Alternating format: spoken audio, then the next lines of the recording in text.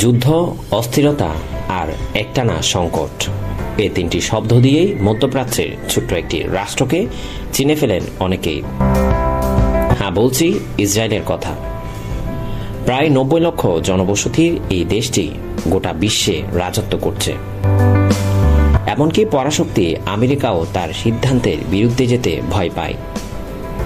আর তাই তো গাজায় নৃশংসভাবে হত্যাযজ্ঞ চালানোর পরেও নির্দ্বিধায় যুক্তরাষ্ট্র ইসরায়েলকে সমর্থন দিয়ে যাচ্ছে। বছরের পর বছর ধরে অবৈধ দখলদারিত্ব ও নৃশংস গণহত্যার বিরুদ্ধে দৃশ্যমান কোনো ব্যবস্থাই নিতে পারেনি জাতিসংঘ কিংবা আন্তর্জাতিক কোনো সংগঠন। ছোট্ট এই দেশের এত পাওয়ার কোত্থেকে, তাদের শক্তির উৎস কোথায়? যেখানে প্রতিটি মুহূর্ত লেগে থাকে অস্ত্রের ঝনঝনানি, সেই দেশই আজ বিশ্বের অন্যতম প্রযুক্তিধর রাষ্ট্র। প্রশ্ন জাগতেই পারে, কিভাবে যুদ্ধ, হুমকি আর নিরাপত্তাজনিত চাপে থেকেও ইসরায়েল একটি টেক টাইগারে পরিণত হল। ইসরায়েলে রয়েছে 4000-এর বেশি tech company. Google, Apple, Microsoft, Intel, Facebook সবাই এখান থেকেই তাদের গবেষণা ও প্রযুক্তি উন্নয়নের কাজ করে। তেল আবিবের প্রযুক্তি অঞ্চল সিলিকন ওয়াদি আজ বিশ্বের সেরা টেক হাবগুলোর একটি। যুক্তরাষ্ট্রের পর ন্যাসড্যাক স্টক এক্সচেঞ্জে তৃতীয় অবস্থানে রয়েছে ইসরায়েল। চীনের পরই দেশটির অবস্থান। এমনকি জার্মানি, ফ্রান্স, স্পেনের মতো দেশগুলোর সম্মিলিত টেক তালিকার চেয়েও এগিয়ে আছে ইসরায়েল। এই বিপ্লবের পিছনে রয়েছে একটি বিশেষ শক্তি, ইসরায়েলের প্রতিরক্ষা বাহিনী, বিশেষ করে ইউনিট 8200। এই ইউনিটের সদস্যরা শুধু সামরিক নিরাপত্তা নিয়ে কাজ করে না, তারা বিশ্বমানের সাইবার নিরাপত্তা, তথ্য বিশ্লেষণ ও কৃত্রিম বুদ্ধিমত্তা বিশেষজ্ঞ। এই ইউনিট থেকে উঠে আসা অনেকে গড়ে তুলেছেন স্টার্টআপ, যেমন ভয়েস, যাকে গুগল কিনে নিতে চাচ্ছে প্রায় $23 বিলিয়ন। ইসরায়েলের শিক্ষা ব্যবস্থাও প্রযুক্তিকে অগ্রাধিকার দেয়। স্কুল পর্যায়েই সাইবার নিরাপত্তা শেখানো হয়। ছাত্রদের বিজ্ঞান, গণিত, প্রকৌশল ও প্রযুক্তিতে উৎসাহ দেওয়া হয় শুরু থেকেই।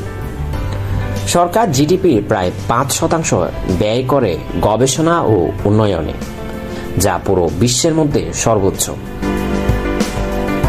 1993 সালে চালু হয় ইয়োজমা প্রোগ্রাম, যা ছিল স্টার্টআপদের জন্য বিশেষ ফান্ডিং ও ইনকিউবেশন সাপোর্ট। সরকারি ও বেসরকারি বিনিয়োগ মিলিয়ে এই উদ্যোগই তৈরি করেছে একটি উদ্ভাবনী ইকোসিস্টেম। একটি স্টার্টআপ ব্যর্থ হলেও পরবর্তী উদ্যোগে রাষ্ট্র থাকে ওই ব্যক্তি বা সংগঠনের পাশে। আমেরিকার বিশ্ববিখ্যাত কোম্পানি ইন্টেল তাদের সবচেয়ে বড় প্রযুক্তি কারখানাটি গড়ে তুলেছে ইসরায়েলে। 11,000-এরও বেশি কর্মী কাজ করেন সেখানে। মাইক্রোসফটের উইন্ডোজ সফটওয়্যার ডেভেলপমেন্টও রয়েছে ইসরায়েলিদের অবদান। আমরা যে স্মার্টফোন ব্যবহার করছি, তার ক্যামেরা, সেন্সর থেকে শুরু করে প্রসেসরের অনেক কিছুই এসেছে এই দেশটির প্রযুক্তি ল্যাব থেকে। তাদের টেক খাত একাই দেশের জিডিপির প্রায় 18% অবদান রাখে। রপ্তানির 70% আসে এই প্রযুক্তি খাত থেকে। তাদের কাছে প্রযুক্তি মানে শুধু ব্যবসা নয়, এটি নিরাপত্তা, ভবিষ্যৎ এবং একটি জাতিকে দাঁড় করিয়ে দেওয়ার অস্ত্র। একদিকে যুদ্ধ, নিরাপত্তাহীনতা আর রাজনৈতিক অস্থিরতা, অন্যদিকে প্রযুক্তি, উদ্ভাবন আর অদম্য অগ্রযাত্রা। এই দুই বিপরীত ধারার মাঝখানে থেকে ইসরায়েল যেভাবে প্রযুক্তি জগতে নিজেদের অবস্থান গড়ে তুলেছেন, তা শুধু বিস্ময়কর নয়, শিক্ষণীয় বটে। সংকট কখনো কোনো বাধা নয়, হতে পারে সম্ভাবনার জন্মভূমি।